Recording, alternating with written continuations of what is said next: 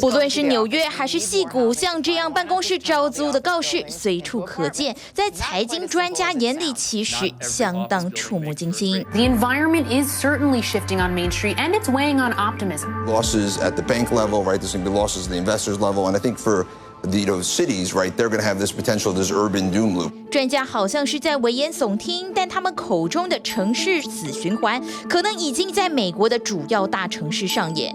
其实这跟后疫情时代还在远距上班有很大的关系。不像以往需要这么大量的办公室建筑、商办大楼不再抢手，州政府也跟着伤透脑筋。We see a lot of companies downsizing. We see a lot of companies not renewing their leases at all and consolidating.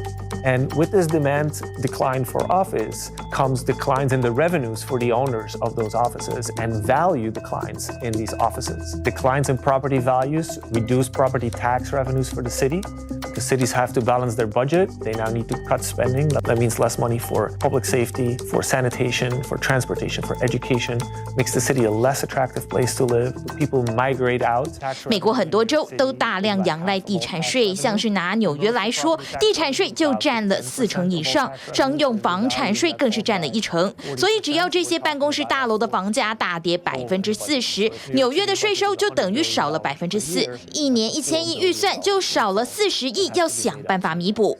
不只是办公大楼租不出去，让这些州政府很心痛，远距上班间接推升人口流失，税收缺口也越来越大。Rich people pay a disproportionate share of income taxes. In New York, for example, a few thousand taxpayers are paying half of all taxes. Migration has become easier because you can leave the city without leaving your job. So if a few rich people or families leave, that could leave a large hole in the budget. The technology sector has been more permissive to remote work, and so those cities tend to be affected the most. Think of places like San Francisco, Seattle, West Coast cities sort of more generally. 不止冲击到政府税收，对金融产业也造成庞大的衝擊。10 years later, when my loan comes due, I need to refinance that loan. Now, normally that's not a problem because normally the value of my office will have gone up in these past 10 years. But what if it hasn't? What if the value of my office has in fact gone down?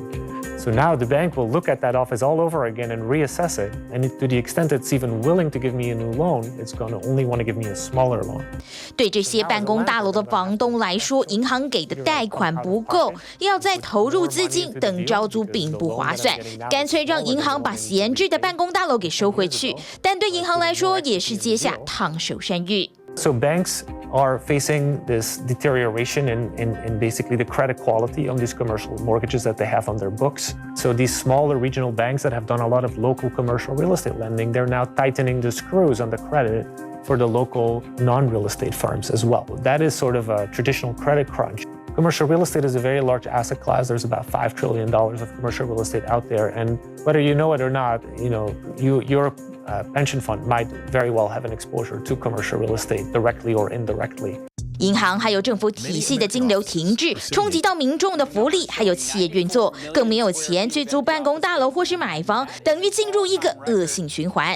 专家表示，要打破这样的死循环，就是要善用闲置的办公大楼，创造新商机。We have a great opportunity to change the mix of uses in the downtown. Make it easier to convert unused office space to housing. 因此，不少城市由政府带头大推办公室改建成公寓。尽管因为法规加上格局，其实商用大楼改成住宅并不容易。但专家认为，包括改建成商场等各种娱乐场所，也都是不同的思考方向。